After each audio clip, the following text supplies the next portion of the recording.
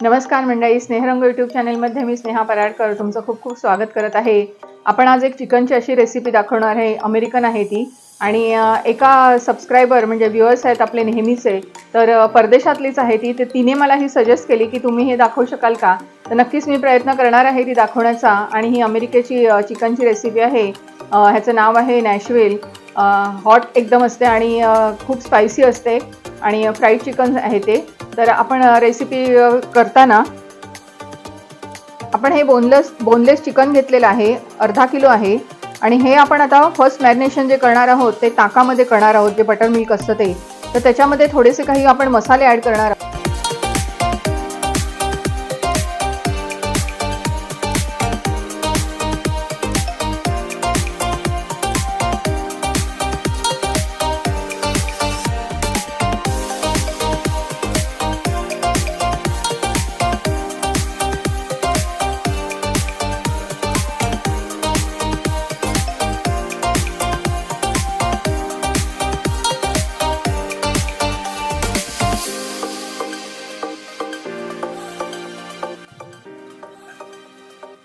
आपण बटर मिल्कमध्ये ताकामध्ये जवळजवळ 4 तास आपण ते मॅरिनेट करून ठेवले.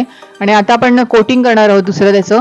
आपण मैदा घेतलाय आणि कॉर्नफ्लोअर त्याच्यात मिक्स करतोय थोडा. मीठ घालूया चवीनुसार. आणि ह्या मी काही पावडरी वापरल्या होत्या. लाल काश्मीरी मिरची पावडर आहे, पेप्रिका पावडर आहे, नंतर आपली काळी मिरी पावडर आहे आणि बाजारात सहज उपलब्ध असतात. नंतर ओनियन पावडर असते, जिंजर गार्लिक त्याची पण पावडर मिळते.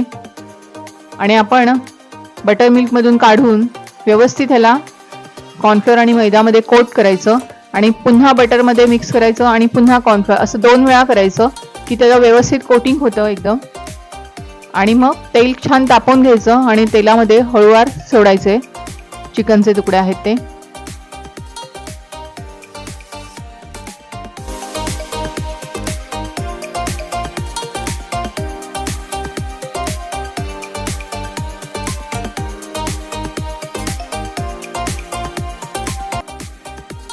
एका बाजूला आपले चिकन फ्राय होते आणि आपण आता ह्याच्यासाठी एक चिली ऑइल बनवणार आहोत. त्यातलंच तेल मी गरम 2-3 चमचे आपण काढून घेऊया. कडकडीत तेल लागतं. आणि ह्यात आपण काही मसाले ॲड करत जाणार आहोत. एक प्रकारचा सॉसच असतो हा. रेड काश्मीरी मिरची पावडर घेतली आहे, पेप्रिका पावडर आहे. पुन्हा आपण तेच मसाले वापरणार आहोत. हा रेड चिली सॉस घेतला आहे थोडा. नंतर आपली काळी मिरी पावडर आहे आणि थोडंसं गोड चवीला येण्यासाठी ब्राऊन शुगर किंवा मधाचा वापर केला चालतो. आणि हे व्यवस्थित ढवळून घ्यायचं. आपले चिकनचे पीसेस झालेले आहेत रेडी, एकदम मस्त कुरकुरीत असे. आणि सर्व करताना व्हाईट ब्रेड बरोबर खातात.